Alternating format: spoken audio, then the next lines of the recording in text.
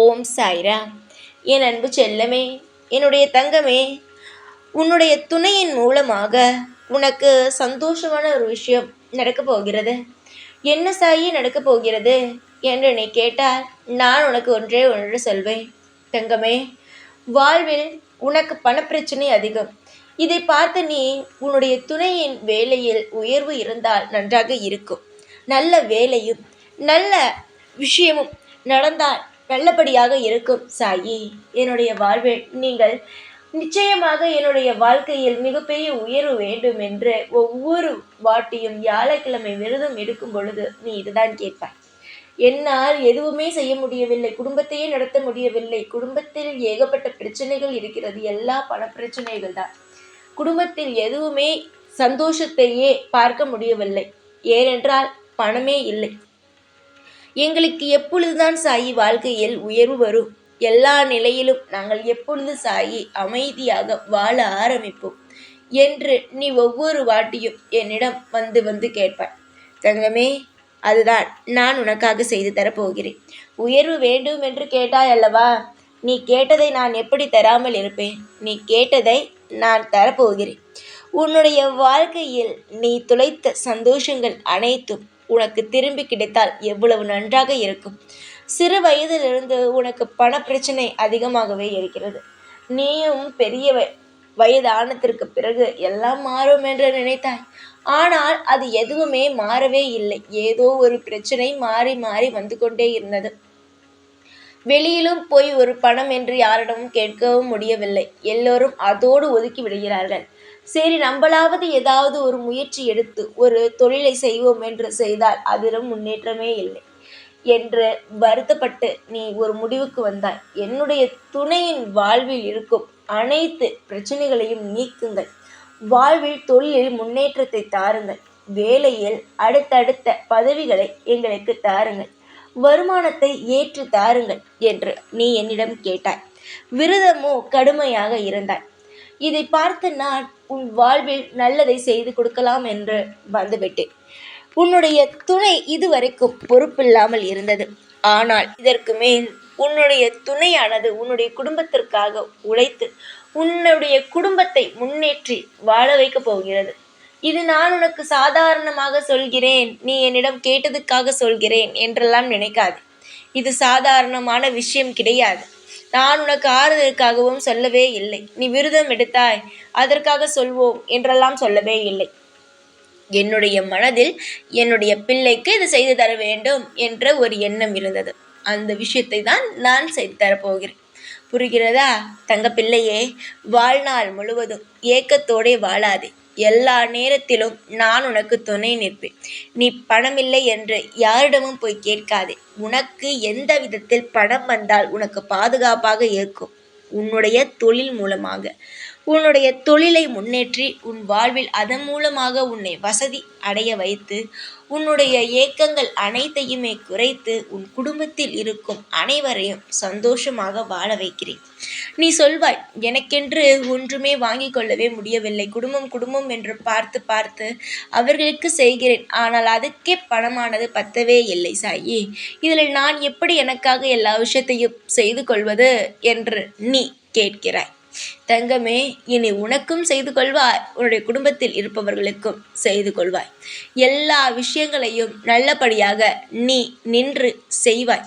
வாழ்நாள் முழுவதும் உன்னுடைய வாழ்க்கையில் நீ துளைத்த சந்தோஷங்கள் அனைத்தையும் மீட்டு உன் கையிலேயே ஒப்படைக்கப் போகிறேன். இதுவரைக்கும் நீ நிறைய பிரச்சனைகளை பார்த்திருக்கலாம். ஆனால் இதற்கு மேல் உன் வாழ்வில் எந்த ஒரு பிரச்சனையும் வராது. முக்கியமாக பண பிரச்சனை உன் வாழ்வில் வராது. நீ நல்ல பிள்ளை. உன்னுடைய கர்ம வினையானது பயங்கரமாக வேலை செய்து விட்டது. இதையெல்லாம் பார்த்த நீ இதற்கு மேல் விடக்கூடாது, ஏதாவது ஒரு முயற்சி எடுக்க வேண்டும் என்றுதான் எல்லா விஷயத்தையும் செய்து முடித்து கடைசியில் எனக்கு விரதம் இருக்க ஆரம்பித்தாய்.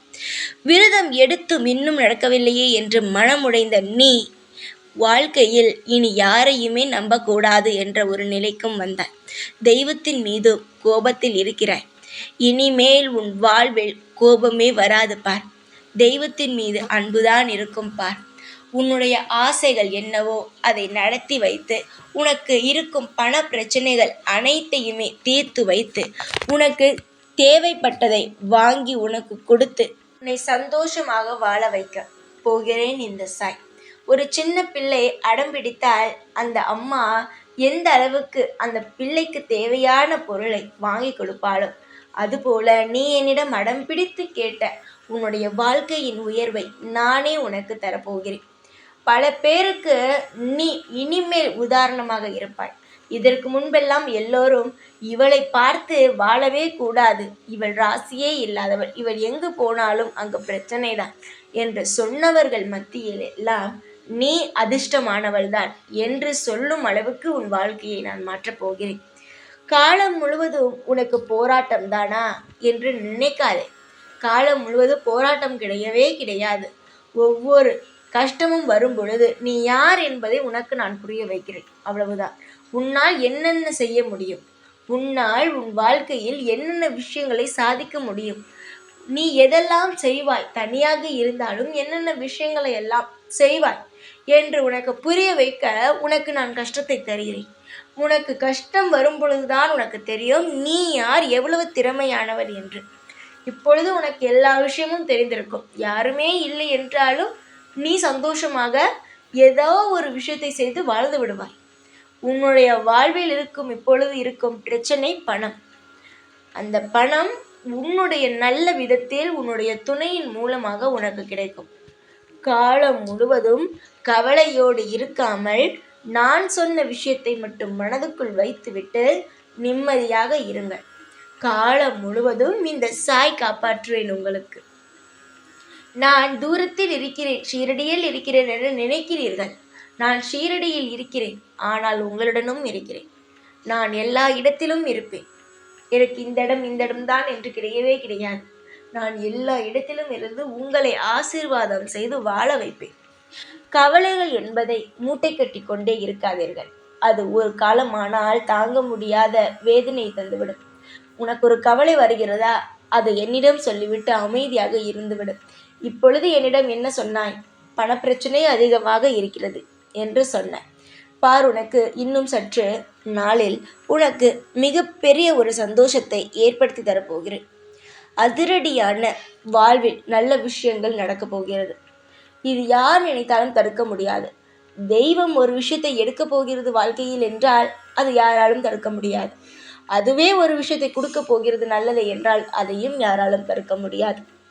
எல்லா விஷயமும் தெய்வம் போடும் திட்டத்தை நீங்கள் புரிந்து கொண்டீர்களானால் நிச்சயமாக கவலை இருக்காது. எல்லாம் சந்தோஷமாகத்தான் இருக்கும். நீ பட்ட கஷ்டங்களானது முடிந்து விட்டது. இதற்கு மேல் உன் வாழ்வில் சந்தோஷங்கள் இருக்கும், சகல சௌபாக்கியங்கள் இருக்கும். காலம் முழுவதும் உன் ஏக்கத்தை குறிக்கும் அளவுக்கு நிம்மதிகள் இருக்கும்.